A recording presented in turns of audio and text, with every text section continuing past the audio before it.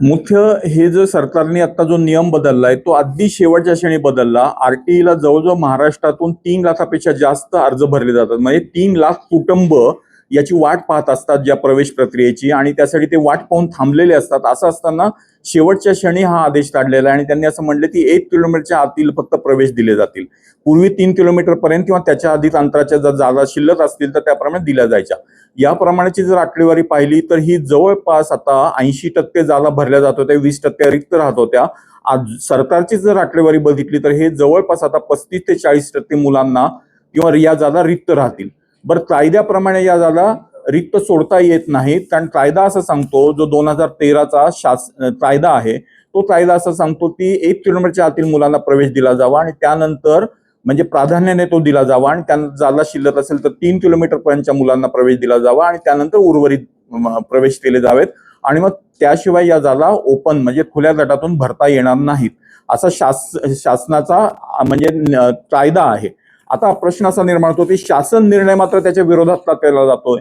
तर शासन निर्णय यासाठी शेवटच्या क्षणी केला जातो, जसं मागच्या वर्षी असं केलं की आरटी फक्त सरकारी शाळांमध्ये मिळेल, त्याच पद्धतीने शेवटच्या क्षणी करायचं।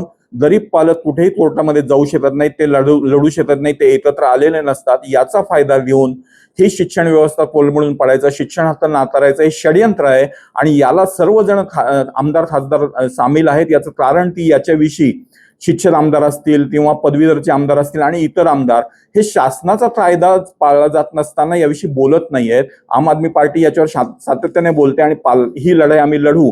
याचा मुख्य प्रश्न असा निर्माण झालेला आहे की ग्रामीण भागामध्ये 1 किलोमीटरच्या आतमध्ये खाजगी शाळा उपलब्ध नाहीत। सरकारी शाळा या मराठी आहेत त्या उपलब्ध नसतात। इंग्रजी शाळा जर हवी असेल कोणाला तर त्याच्या जवळच्या अंतरामध्ये या खाजगी शाळा मिळत नाहीत, त्यामुळे ग्रामीण भागामध्ये मोठ्या प्रमाणावर पालकांची अडचण आहे।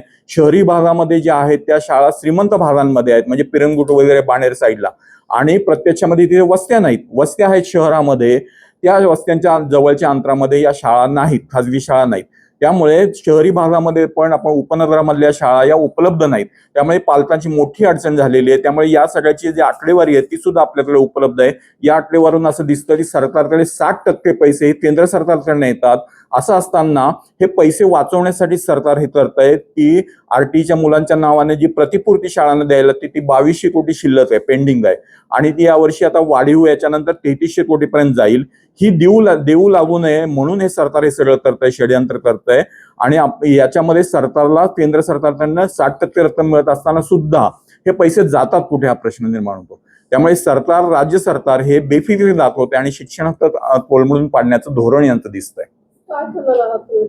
या संदर्भात आम्ही याच्या संदर्भात काही लिगल ऍक्शन घेता येते का, हा म्हणजे कायदेशीर मार्गाने जाता येतं का, शिवाय रस्त्यावर उतरता येऊन याला विरोध करणं, अशा विविध मार्गाने आम्ही याला विरोध करणार आहोत।